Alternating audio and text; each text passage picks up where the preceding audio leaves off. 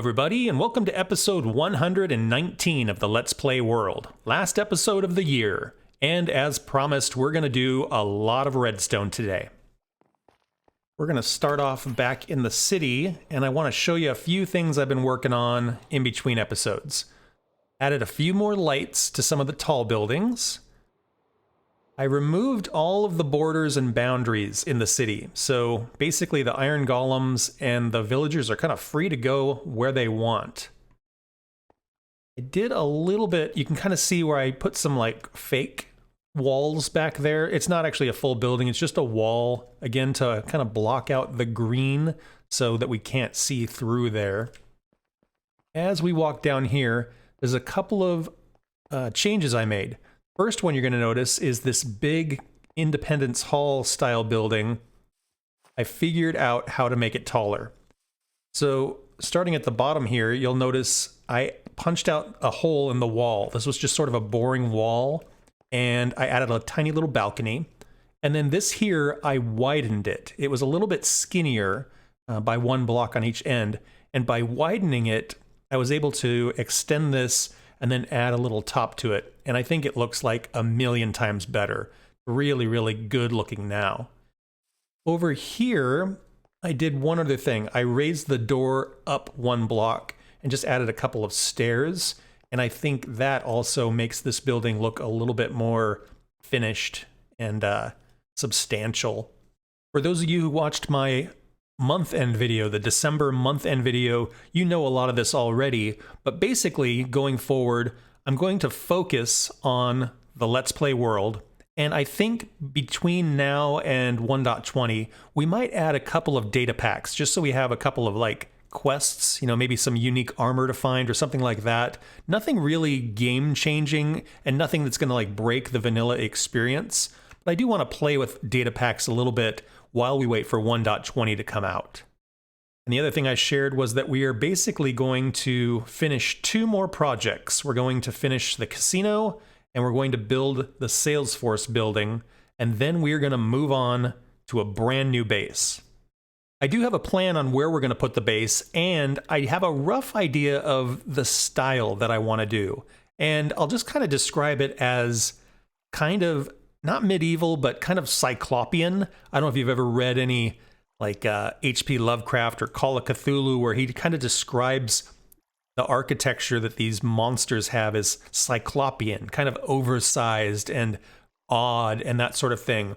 I want to do a base that is kind of big and over-engineered, kind of gothic, and again, not quite medieval. We'll just have to see how it goes. And as you know, I am very open to suggestions. Most of these builds have come from your ideas, your inspiration, that sort of thing. Oh, I didn't show you this. I built the scoreboard. Look at that. Just did black wool and then did a couple of banners. I put the score 13 to 11 because I'm not sure what sort of sport would end up with a score like that. You know, it'd be like a really high-scoring soccer game. Be a pretty weird football game. I don't know, you guys will have to let me know if there's a sport that could have a score of 13 to 11. A really lousy basketball game, maybe. Also, on this side, what I ended up doing is just kind of breaking this up and putting moss and some glowberries, and I think it looks nice. It just sort of finishes up the wall and makes it look a little less boring. But anyway, back to the casino. So what we're going to do today is we're going to finish the interior of our casino, which is pretty much non-existent right now. And right here, we're going to build a redstone contraption. And this machine is going to be a gambling machine. I want to walk up, put a diamond in, push a button, and either I win or I lose. And I've been giving it a little bit of thought. You know, I was laying in bed last night and I was like, okay, how's this going to go? You're going to walk up, you're going to push the button, and then what? And what I want to do today is I want to basically build this with you. I don't have a plan or a schematic. I just have an idea, and I want to talk it out loud while I do it with you. But first things first, we need to dig this place out.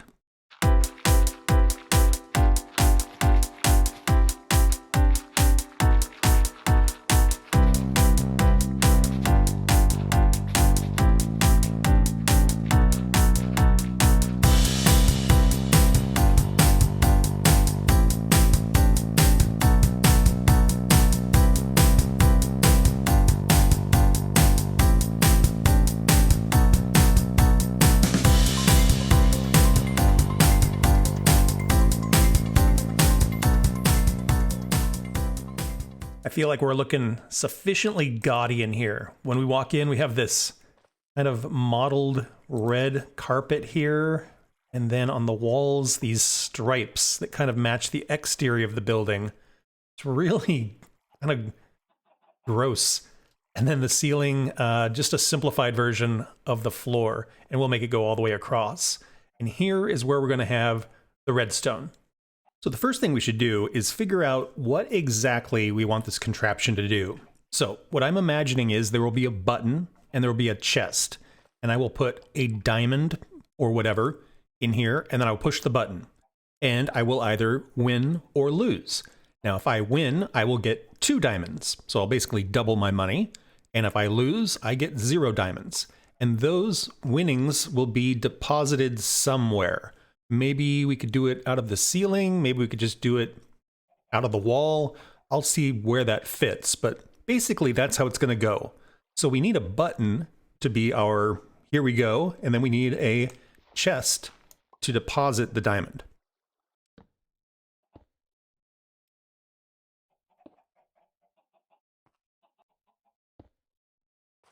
So this is the part where watching lots of redstone videos and understanding a few circuits really comes in handy. Because I know right here what I want to do is I want to put a randomizer. So we're going to put a dispenser with a hopper facing right back into it. And then in the dispenser, we're going to do a non-stackable item and then one stackable item. What that means is I can't put anything else in this slot. This takes up the whole slot. Where this one, we could put a whole stack of things in here. What happens is randomly, when this gets a signal, it will dispense one of these 2 things. It just makes a decision every single time, totally random. And this one, because it fills the entire slot, will give a bigger signal output.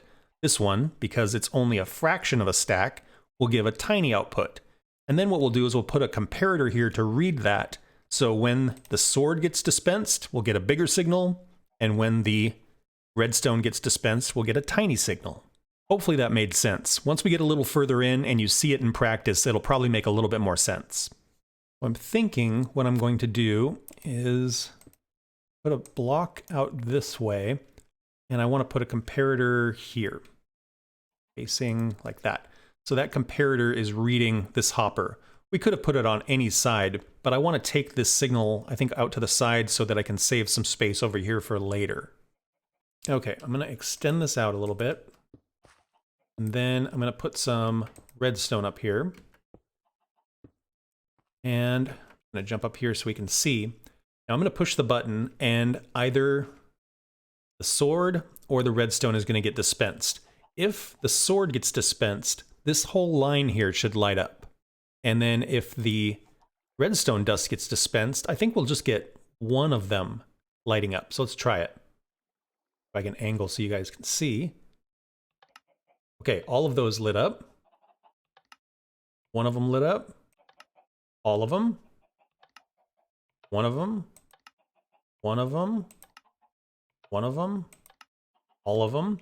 So you can see how that manifests. When it dispenses the sword, the comparator senses that, gives us a bigger signal. And when the redstone dust gets dispensed, senses it and just gives us a little signal. And it's just dispensing it into the hopper, so the hopper just drains it right back in every single time. So now what do we do with that? Well, when we get the redstone dust, the single signal, that's going to be when we lose.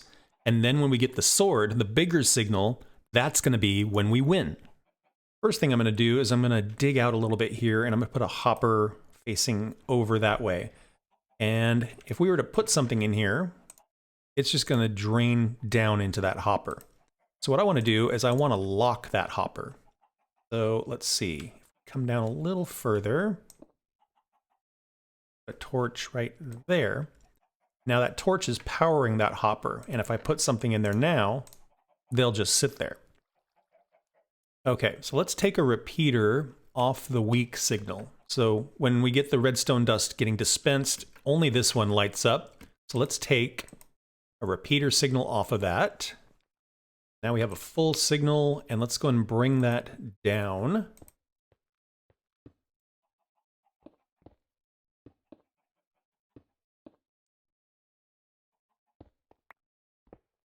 Yeah, that'll work.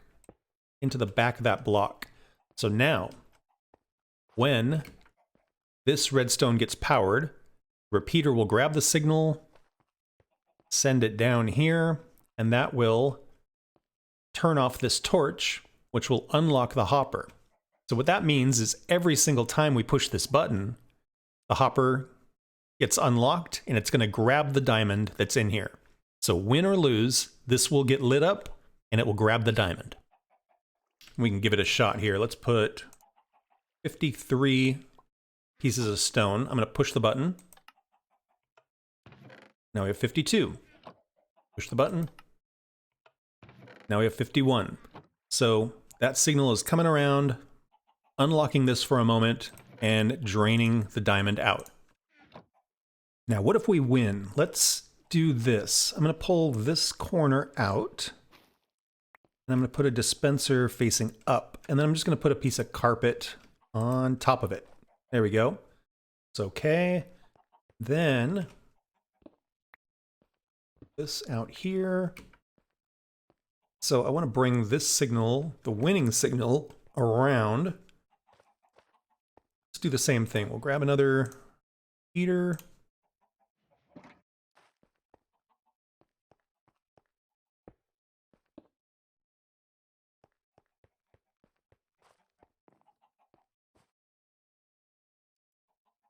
My goodness. There we go. So we only get a little signal, it's going to go that way. If we get the bigger signal, it's going to go that way. And bring that signal down here.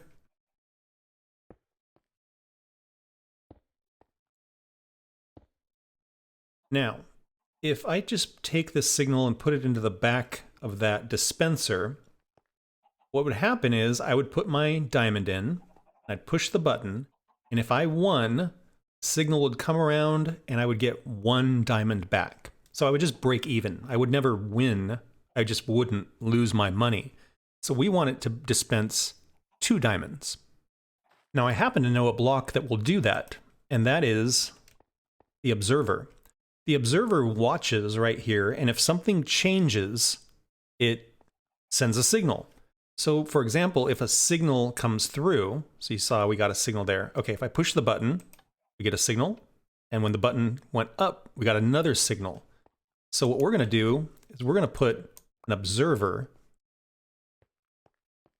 right here. And that way, when it sees the signal come through, it will fire off a signal. And then when this signal disappears, it will fire off another signal. So we should hypothetically get 2 diamonds out of that. We pull this guy out, put this one right there, perfect. This one back, the carpet back. Okay, now we're in good shape. Signal comes down, and hear the click. The observer saw me put that down.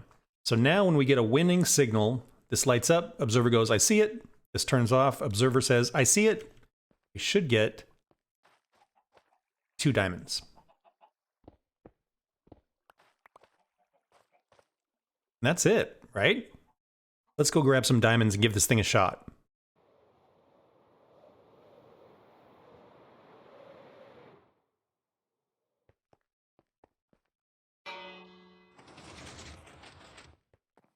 Over here in our storage room, on the shelf here, that's where I've been keeping all of our diamonds. And since it's just us, not really anything to spend diamonds on, so grab a bunch of them.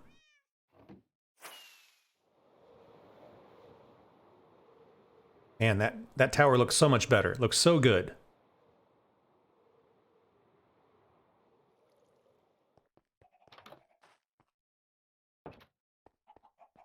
All right. Guy off of here, and let's just put a stack in there. Back. I'm also going to put chest right here. Not sure how we're going to get at this chest. I'm just going to put it there for now. We'll figure it out. That way, all of the diamonds we put in here will be collected here, and then all of our prize money will be in here. I could potentially like connect these so every time somebody puts it in here, it just gets brought over here. But if you were building this on a server for your friends or something like that, it might be a good idea to keep them separate, and that way you can see how many people are actually playing and then see if it is paying out properly. And what I mean by paying out properly is you can adjust the odds here. So right now it is 50-50. It's either going to be the sword or the redstone dust. So half of the time the player will win, half the time the house will win. Now, if I was to put another sword in there, now they're going to win 2 times every 1 time the house wins. So this is basically 60% of the time you're going to win, 30% of the time you're going to lose. If you put more non-stackables, like let's say I put another one, now it's 50-50 again. So it's either going to be a sword or it's going to be a stackable item. If I put another stackable item, now every 2 times the player wins, the house is going to win 3 times. So it's like a 60-40 split. This is probably where I would recommend starting if you were doing it on a server, because then you will actually make some diamonds potentially. You know, for every 2 that you're paying out, you are getting 3. So you would end up ahead 1 diamond potentially. And that's why I was saying keep things separate. That way you can kind of keep track of it. See how many are being input, how many are being output, and then you can adjust the odds in, you know, whatever favor you want. If you make it too hard, people aren't going to want to play. You know, if you put 1 sword and all of these are stackable items, then, you know, people aren't going to want to play because they're only going to win 1 out of 9 times. And do make these different. If you just make them all redstone, it's still only going to see this as 1 option and this is 1 option. So different items in every slot. Okay, so 50-50 odds. Let's see how this goes. I'm going to put a diamond in there. Push the button. And I lost. Put another one in. Push the button. And I won. And I got 2 diamonds. So far I am breaking even. Put another one in there. Button. I lost. Put another one in there. Button. I lost. Another one in there. Button. I lost. I'm having a bad streak. There we go. So you get the idea. I'm kind of 50-50 right now. Again, if I was to put more swords, I would win more often. Diamond. Yeah, I won right off the bat that time. Diamond. Push the button. Won again. So you can figure this out for yourself. I'm going to leave it 50-50 right now, so it's basically just a coin flip. I think that'll keep it nice and simple. Now, one thing to keep in mind is, let's say I don't put a diamond in and I push the button. We're still going to send a signal. So, potentially, there's nothing stopping anybody right now from doing that. You could probably get pretty creative and put a comparator on the chest, and if there's a little bit of a signal, then it is enough to trigger the randomizer and, you know, kind of like some theft protection, essentially. But I think that's kind of over-engineering, and hopefully you're playing with people who don't want to steal from you. I mean, if they really wanted, they could just reach in here and just take all your diamonds. So I'm not too worried about people being dishonest, because it's not all that secure anyway. So I'm just going to leave it the way it is and trust that my friends or whomever is playing will put a diamond in. So that is a complete gambling machine, but I think we can make it better. There's 2 things I want to do. One is I want it to make sounds. I want it to make 1 sound when we lose. I want it to make a different sound when we win. And I want to add a jackpot feature. I want it to randomly give us a bigger payout. And I have an idea of how to do that. Let's see here. So the winning sound, I think, put it here. Losing sound we put here. A note block on top. Block on top. Okay. hypothetically, actually, yeah, that would be the winning sound, losing sound, connect with redstone.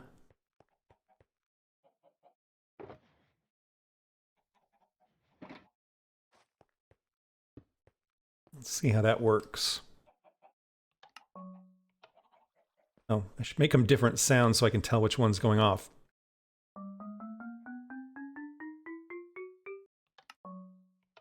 Okay, that was the low sound only. Sound only. So, can't hear high one when this one goes off. Let's see if we can figure that out. Okay, so what I've got going on here is I now move these guys back a little bit and I put a repeater into each of them. So here's your winning signal and here is your losing signal. And I put a little bit of delay on this. And then what I did is I took the winning signal and put it into the side. What happens when you send a signal into the side of a repeater is it locks it. So let's see if this actually works. So we should either get the low sound or we should get the high sound and it should mute this one. It's a low sound. Nothing. Why nothing? So I just realized a pretty critical error that I made. Just wasn't thinking. I used a dispenser. And occasionally what's happening is the dispenser is shooting an item past the hopper. So what we should use here is we should use a dropper. The dropper is a much milder form of the dispenser, and it behaves the same. So the dropper will put something in here rather than firing it. And that way you won't have any items hopping out of here or missing the hopper. So yeah, we're both in there. This should work better. Let's try it real quick. Got the low sound. Oh, did you see it? It locked and we only heard the high sound. Try it again. Oh, did it again. I got another winning sound and it locked it. So that works good. We get either the low sound or the high sound, not both. And then what I could do is see here, iron, and then note block, and then another repeater. Where were we? We were, there we go. Now it should make two sounds when we win. There we go. Very cool. Remember with your note blocks, leave some air above. If you put a block on top of a note block, it can mute it basically. And you don't want that because then it's kind of pointless to have the note block. So now we've got a low sound when we lose and two high sounds when we win. Nice. And we put a dropper here rather than a dispenser, so that way we're not losing our randomized items. Okay, so what do we do about this jackpot idea? So same idea as before, we want to think this through. So what I want to happen is every so often we get a bonus payout. So what I'm going to do is this signal here, which is the winning signal, I'm just going to take a signal off of that. Put a repeater here. And what we're going to do is we're going to do another randomizer. So I'm going to put a dropper, like I should have done in the first place, over here. And then in the dropper, we're just going to point a hopper. So if I didn't have this, then the signal would come out every single time. But by putting a randomizer, we're making it so we're only going to get a signal every once in a while. All right, and then we take a comparator output and some redstone. Okay, this is going to be a little bit tricky to figure out how to get a signal back over to our dispenser.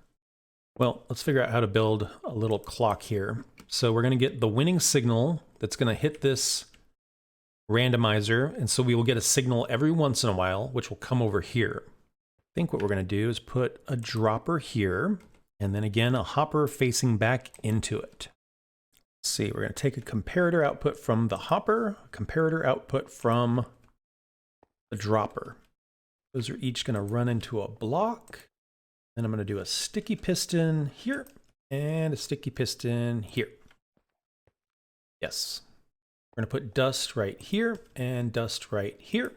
And then we're going to put a redstone block right here. Now, some of you who are kind of redstone savvy, you might recognize this. This sort of looks like an etho hopper clock. Usually you have a hopper here and a hopper here, and what happens is the redstone block locks this hopper, so all of the items will flow from one hopper into here. When this one is full and this one is empty, the comparators realize that, they move the block over, and then all of the items drain from one side back into the other. These are really handy when you need a long pulse. So like, you want things to happen much more infrequently, like a farm harvesting itself or something like this. We're doing something a little different. Instead of hoppers running back into each other, we have a dropper. And so when we get that signal every once in a while, it's going to come over here, hit this dropper, and I'm going to put, oh gosh, let's put 12 items in here. So now you can see this has stuff in it, comparator turned on, which pushed this block over. So the hopper is locked. And now when we get a signal and it hits this dropper, it's going to fire one of these items over here. And then we'll have 11. And then when we get another signal, it'll fire again, and we'll have 10, 9, 8, etc. When the last item fires over here, this comparator is going to turn on, and this one will turn off because all of the items will be here and this will be empty. That'll cause this redstone to push the block over here, and all of the items will flow back over, resetting this system. Seems a little bit complicated, but basically what's happening is we're saying every time we get 12 hits on this dropper, we're going to get a signal output. And that's when the jackpot will happen. If we didn't have the randomizer, then it would be literally every 12 wins we would get a jackpot, and people could kind of guess that or game it. Adding the randomizer makes it so we don't know exactly when we're going to get the jackpot. We just know that randomly, when this gets hit 12 times, that will cause us to get a signal out of this block. Okay, so when this block slides over here, we will get a signal, and I'm going to take it this way. Oops, nope, I don't want that to happen. Let's put a repeater here. And then let's see if we can duck under here. Maybe? Yes, okay. So, that there, there, there we go. Oh shoot, I need one more. Gosh, that would work. Nope, nope, nope, nope. Definitely need this one to be here. Try a little bit longer path here, maybe. There we go. Okay, let's see if we can figure out how to trick this. So, let me grab a button. That'll do it.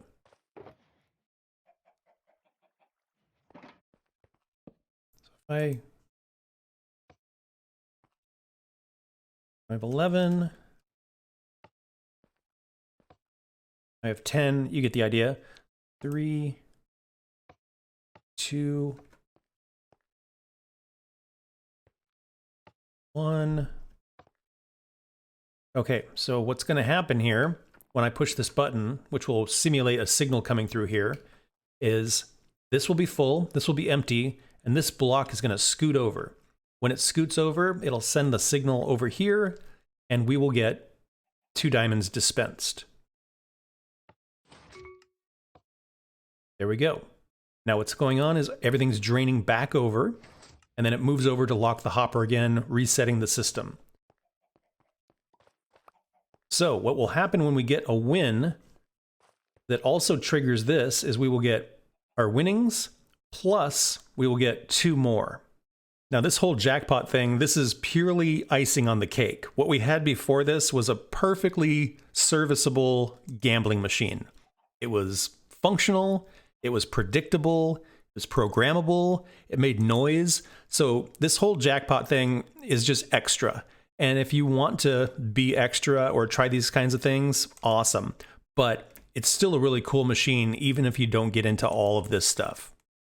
Okay, one last test here. I want to just leave 1 item in here, grab the other 12. So that way, if we get 1 lucky win that will trigger this. And that way we can kind of test this. So let's pretend I'm putting diamonds in here. Got a loser. Oh, there's a winner. Oh, and we got our second. So that's what the jackpot would look like. You heard it go off twice there. It's perfect. You also heard the piston slide back and forth, and we're reset. Awesome. So this totally works. The timing is perfect. We've got 50-50 odds right now with an occasional jackpot. That is fantastic. So last thing we need to do is just seal up the system and finish the building.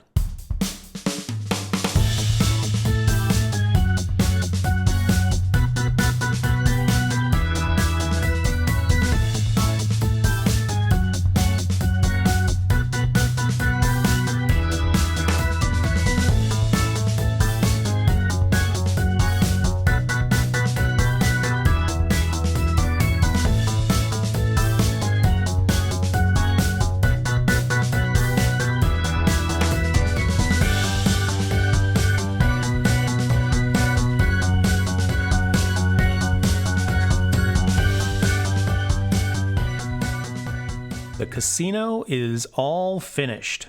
So when we walk up now to the front door, we enter this really kind of gaudy and tacky space, and it says here, press your luck, deposit diamond, push button. So if I put a diamond in here, then I push the button, oh, I'm a winner. Fantastic. Play again. Won again on a lucky streak. Do it one more time.